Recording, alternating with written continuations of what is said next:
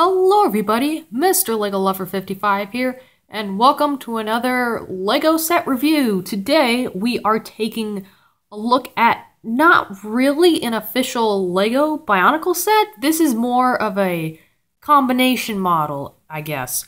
But anyways, this is the 2016 Makuta that appeared in the Netflix original series Journey to One. So, as I said, this is a combination model, but we are going to be reviewing it in this video. So, before we get into the video, I would like to address a few things here. This will not be a how to build video. This will be a review video. However, if you do want me to do a how to build video, you could like this video or leave down a comment saying you'd want me to. I will most likely do it anyways, but if you do want me to do a how to build video, it will most likely be in separate parts. Another thing I would like to address is that this model may not be built exactly 100% how it should be, but I did my best, and I tried to make it as accurate as I could from the show and from the Makuta contest video. So with all that stuff out of the way, we'll go ahead and jump into the video. So this set is made from 7 different sets. So like I said, this is a combination model, and I will go ahead and show you all these sets you need. You will need Akir, Creature of Fire. You will need the Lord of Skull Spiders. Tahu, Uniter of Fire. Anua, Uniter of Earth. Umarak, the Hunter. Umarak, the Destroyer. And last but not least, the Mask Maker versus Skull Grinder set. You will need both the Kimu and Kolta, not just Kolta. You will need both. So this is the final product of what you get. So anyways, we'll go ahead and start off by taking a look at the color scheme. Then we'll take a look at all the functions and I guess the build and all that stuff. So let's go ahead and jump into that. Okay, starting off with some of the main functions, we'll go ahead and take a look at all of them. So, well, we of course have the pop-off mask function, where if you press on the back of the eye stalk, the mask pops off. Very simple, that's been used for almost every Bionicle set. The next function will be with the staff. If you spin this bottom part of the staff for the drill piece, the top part spins the opposite way. And this is just a really neat little function. I love it so much. You just can't get bored. It's just a really cool function. Whoops, that's coming off. The next function is on his wrist here. You've got these blades right here. If you go ahead and push on it, the blades expand outwards, just like so. And you can put them back easily, and then they come out like that fast because there is a rubber band used from the Lord of Skull Spiders. Just like that. And now there is another function, but it doesn't really work at all. So here on the back, we have got a gear function. This gear function is pretty much used to move the arms, of course. So if you twist that, the arms are supposed to move. That's what it would normally be. They do kind of move, but the gear function doesn't really work due to the amount of friction and all this clunky stuff blocking the arms. So you're probably not going to be using that too much, and that's okay. However, I am happy that they did put it in there just to put in there. So yeah, those are all the functions. Now let's take a look at his color scheme. So his color scheme is a little bit mixed. So it consists of gold, black, trans orange, and gunmetal gray. And that really is pretty much the main color scheme. I guess you could say there is a bit of red because of on the staff, but we're not really going to include that. So that is the main color scheme of Makuta here. And that's pretty much it for that. So now let's go ahead and take a look at his build. Alrighty, so I'm not going to go too in-depth about the build, because if I do end up making a how to build video, I will probably do it in that video. We're going to take a look more on the outside build and the appearance and stuff, more than the constructive and technical inside build. But yeah, anyways, I think we might as well start from the legs up. So here are the feet down here, and The problem with these feet already is that they are not wide enough to support the weight of Makuta.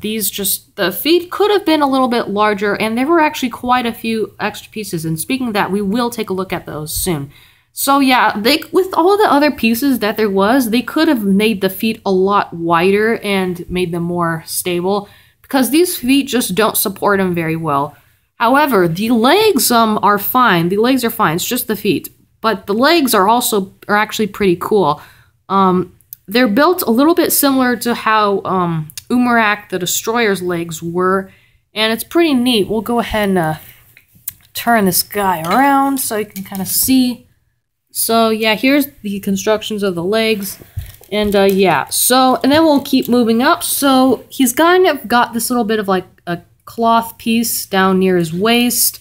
I think this was definitely taken inspiration from one of the models that the designers built and put into this. So yeah, I've got a bunch of little pieces here. A lot of them were used from the Lord of Skull Spiders, like the leg pieces and stuff. So yeah, and then you could also see for the cape or cloth type build, we've got like the two Umarak, the Destroyer horns, and then Akira's head with these little shadow trap legs on the back. So just pretty neat in general. Now we'll keep going up. We'll go ahead and take a look at his body. Just put him right there.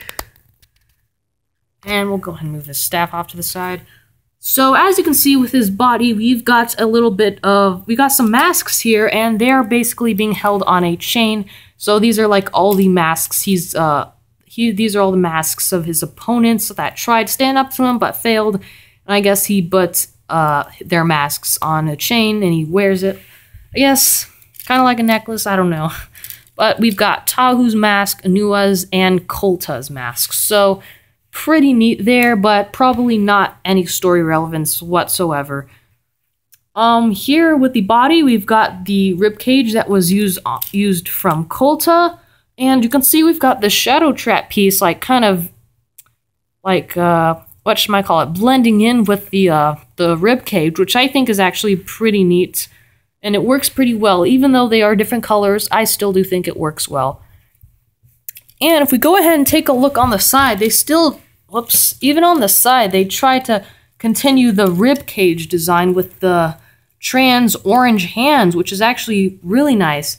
And on the inside, you can see there are some CCBS ball joint pieces, and those I think were used to fill up a lot of the empty gaps in there. So I'm sure a lot of people are happy about that. Moving up, and goodness, as you can see, he does not support himself very well. There we go. So yeah, moving up, we'll go ahead and get a little bit closer. You can see he has used the front of Akimu's shield for this part right here. We've got some armor shells kind of covering the sides of it.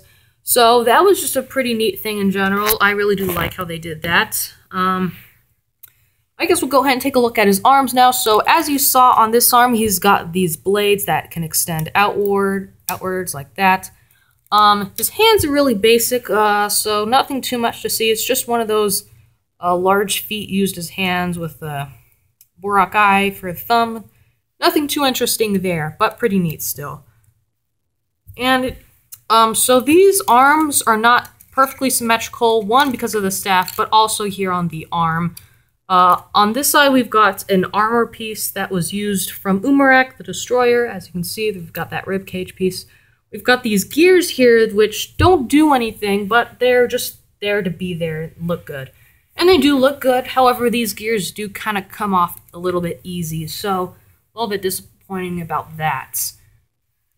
We might as well go ahead and take a look at his staff while we're at it. So, I'll go ahead and move this back. So this is his staff, and, well, as you can see, or as you already saw, if you turn that, this turns the other way.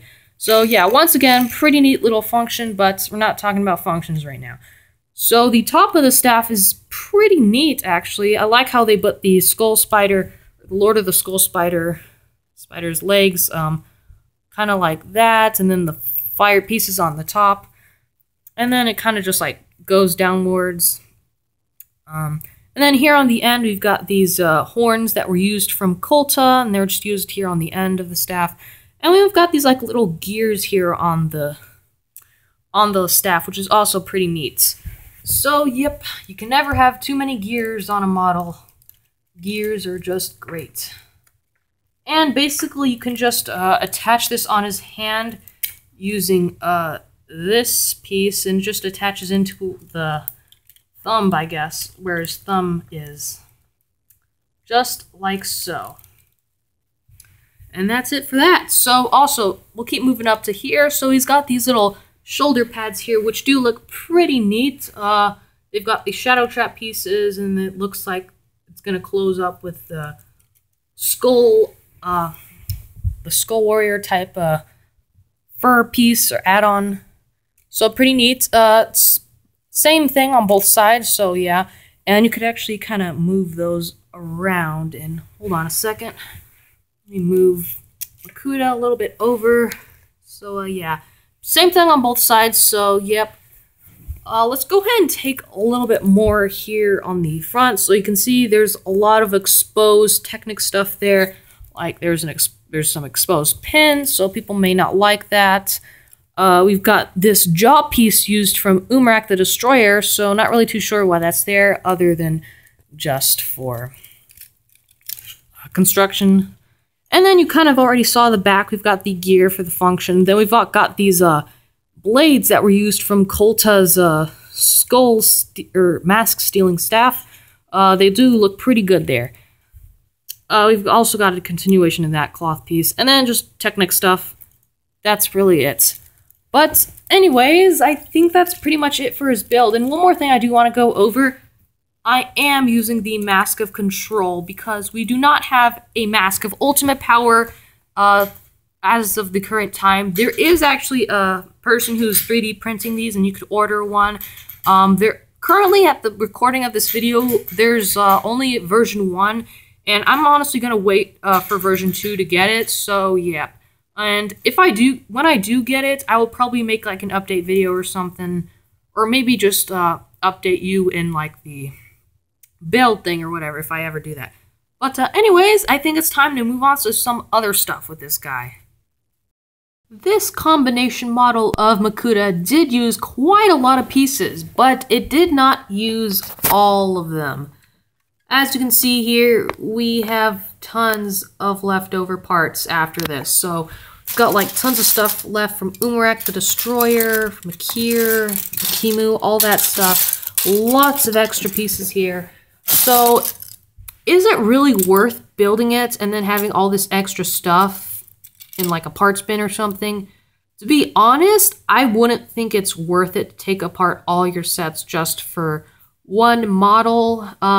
However, if you do, is it worth it to get all of these sets again a second time just to build that combination model and then have all of these left over?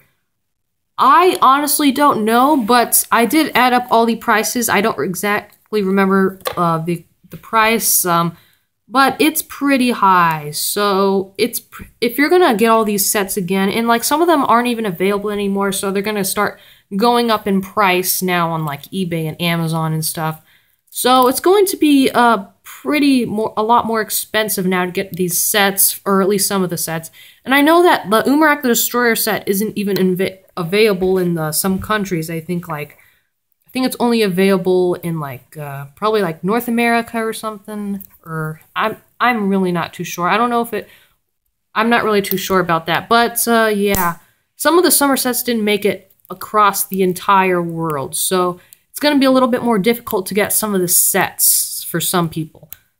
But yeah, this is all the extra stuff here. We've got lots of weapon, armor shells, bunch of other stuff, bunch of heads, masks, everything.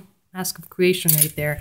So yeah, a ton of stuff left over in here. So yeah, but now I think it's time to get on to the end of the video here.